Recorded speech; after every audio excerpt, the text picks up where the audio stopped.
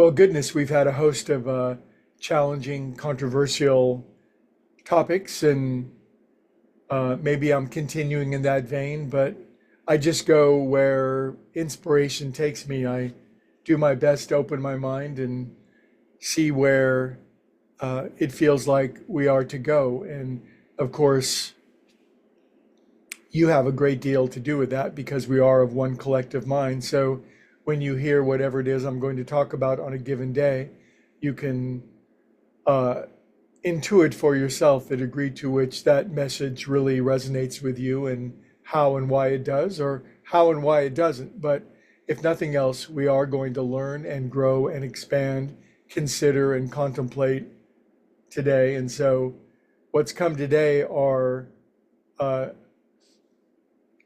seven words came to mind, maybe one for each chakra, maybe one for each note of the seven note scale.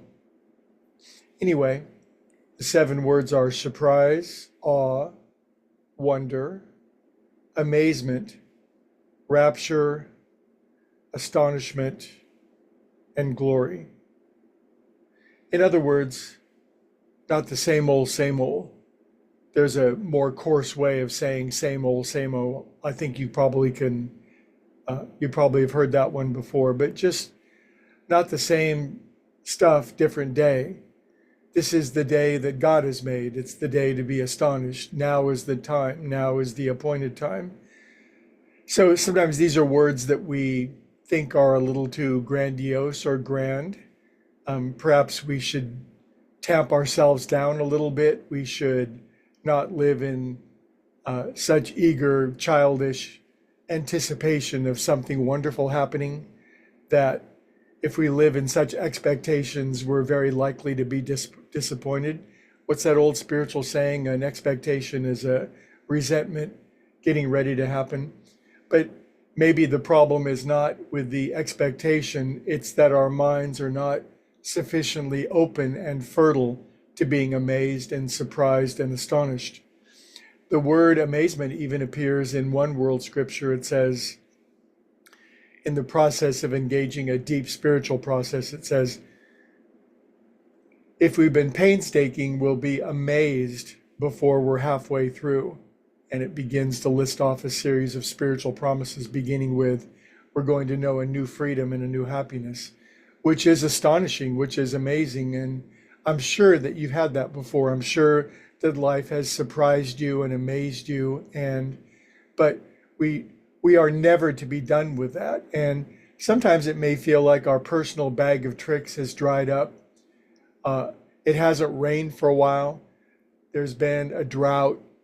The weather people are reporting continuing dry weather, and it's getting crispier and crunchier outside, and there seems to be no rain coming. But the world's scriptures of all different ilks are filled with essentially the phrase, there shall be streams in the desert. There shall be an astonishing, breathtaking, awesome surprise coming that will exceed all of our wildest expectations. Another thing that it says, quoting two different places in various world scriptures, is that, how does it say? The exceedingly abundant and above and beyond, meaning that as spiritual beings, what's coming our way is so far beyond what the human imagination can even conceive of. In another place, it says something like, no eye has yet seen, nor have we even begun to imagine what's coming our way. Now, maybe that's too much for our current consideration, but without vision, the people perish. If we feel like we're used up, dried out, and I shall be content with my meager daily allotment, then that's really the mind that is unwilling or unopened. So this week we're going to be talking about taking out the rototiller to our mind and breaking up the deepest old patterns and even breaking up patterns of good. We're not here just to break up character defects or painful patterns of perception. Remember what a great spiritual man once said. He said, the good is the enemy of the best. So, to some degree, to be astonished and amazed, to be surprised and to be raptured. The word rapture comes from the same root word as the word raptor, the bird that lifts up the small animal and takes them to a new place, so to speak. So, I'm wondering if you're willing to be surprised and amazed this very day.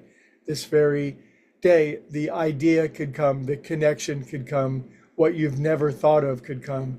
We're not living in the past, but it sure is easy to get stuck there and think, even if, and it's so good, it's comfortable, but are we willing to be uncomfortable enough to be astonished and amazed this week, this day?